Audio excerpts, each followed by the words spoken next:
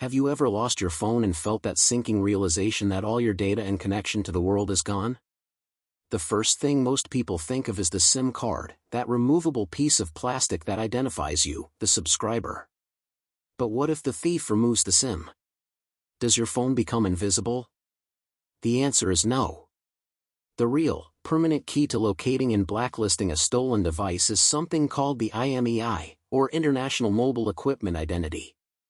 We are going deep into the telecom architecture to show you exactly how this digital fingerprint works, and more importantly, how security agencies leverage it to track and find lost devices. What is IMEI and the network's gatekeeper? The IMEI is a 15-digit code that is unique to the hardware of your mobile device, like a serial number for the telecom world. Crucially, it is burned into the device's firmware during manufacturing and cannot be legally changed. Even if you swap out the SIM card, the IMEI stays the same. Let's quickly look at its structure. The first 8 digits form the Type Allocation Code, TAC. This tells the network the device's brand and model. The next 6 digits are the unique serial number, SNR.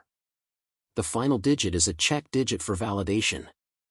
Now, here's where the core network comes in modern 5G systems or LTE.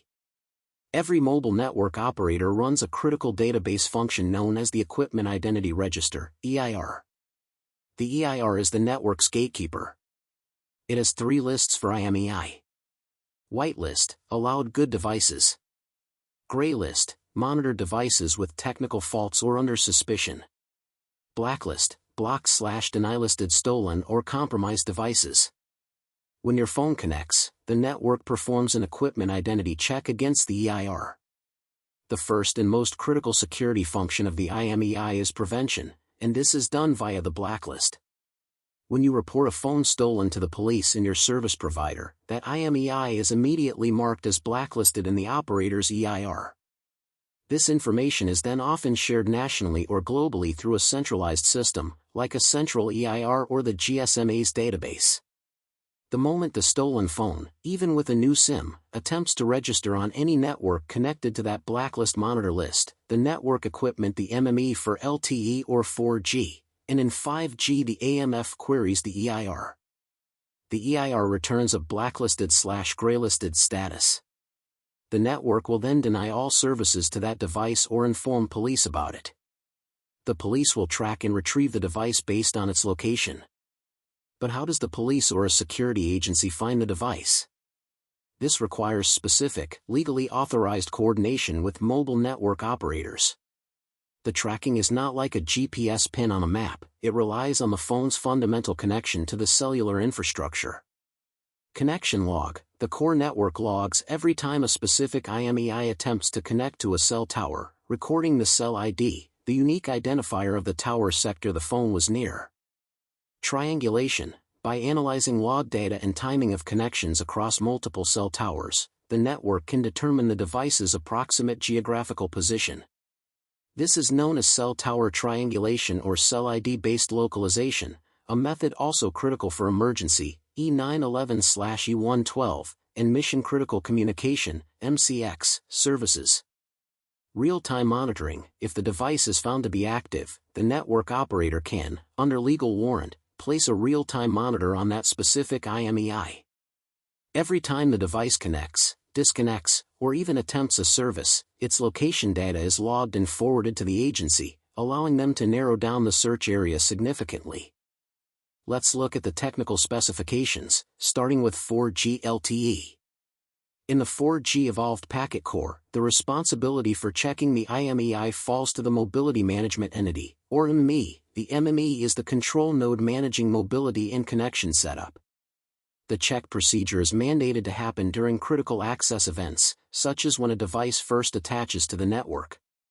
The key interface connecting the MME to the EIR is designated as the S13 reference point. For older 2G per 3G access, a similar interface, S13 foot, connects the SGSN to the EIR. The protocol used for this communication is the Diameter Protocol, a robust, session-based protocol common in 4G networks for authentication, authorization, and accounting. You can find these architectural details and procedures laid out in 3GPP standards, specifically 3GPP-TS 23.401 and the diameter protocol implementation in 3GPP-TS 29.272. The 4G system uses a tightly coupled, point-to-point communication model, which was effective but rigid. The transition to 5G fundamentally changed this architecture. The 5G core, or 5GC, is built on a service-based architecture, SBI, which favors decoupling in cloud-native services. The role of the IMEI is taken over by the Access and Mobility Management Function, AMF. The EIR function is now implemented by the 5G Equipment Identity Register, 5G EIR. The AMF communicates with the 5G EIR over the N17 reference point. Critically, 5G moves away from diameter for this service. Instead, the 5G EIR exposes the N5G EIR equipment identity check service through a modern, stateless RESTful API. This request is typically an HTTP GET message, which returns one of the same three statuses: whitelist, blacklisted, or graylisted.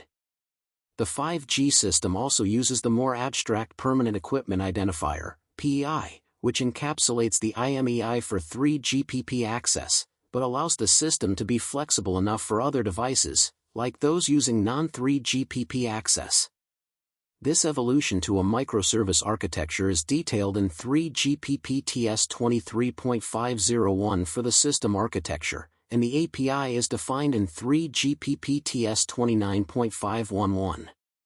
This shift to REST/JSON ensures the system can scale rapidly to handle the massive influx of diverse devices expected in 5G. Despite this robust framework, the IMEI system has one key vulnerability: tampering and cloning. Malicious actors can illegally modify or clone a device's IMEI number, effectively removing a stolen phone from the EIR blacklist and regaining cellular access. The difficulty of this manipulation varies by device, but some chipsets can be vulnerable to change via specialized software. To counter this, network operators leverage the power of artificial intelligence, AI, and machine learning, ML. This moves beyond simple list lookups to sophisticated anomaly detection. IMEI-IMSI correlation analysis, ML algorithms analyze massive datasets of IMEI, IMSI pairings.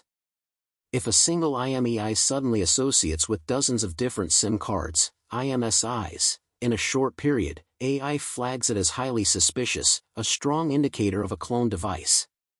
Behavioral anomaly detection, AI models learn the normal usage patterns of an IMEI, location changes, usage hours. If a device deviates significantly, like making a high volume of calls from an unusual location, or rapid, unusual changes in its EMBB, MMTC, or URLLC service profiles, it's immediately flagged for monitoring on the gray list. Impossible travel and simultaneous connections, AI detects when the same IMEI registers in two geographically distant locations simultaneously or within an impossible travel time, confirming cloning. Furthermore, while the IMEI deals with hardware security, 5G introduces vastly improved subscriber privacy by hiding the user's permanent identity, or SUPI, before transmission. This means that while tracking the user is harder, the network's ability to enforce blacklisting of the device, via the PEI/IMEI check, remains non-negotiable and optimized. This AI-driven approach transforms the EIR from a static database into a dynamic, adaptive security system, capable of learning new fraud tactics and even supporting functions within a RIC for real-time policy enforcement. In summary, the IMEI, enforced through the EIR mechanism, remains the foundational security measure against mobile phone theft worldwide. Whether it's the diameter-based S13 interface in 4G, or the modern, RESTful N5G EIR service in 5G, enhanced by AI or ML for advanced fraud detection, the technical architecture is designed to prevent stolen hardware from accessing any cooperating cellular network. The system's global success relies entirely on collaboration between operators and regulatory bodies to share blacklisting data. If you lose your phone, reporting it to the police and your carrier quickly is the fastest way to turn that valuable smartphone into a paperweight for any thief.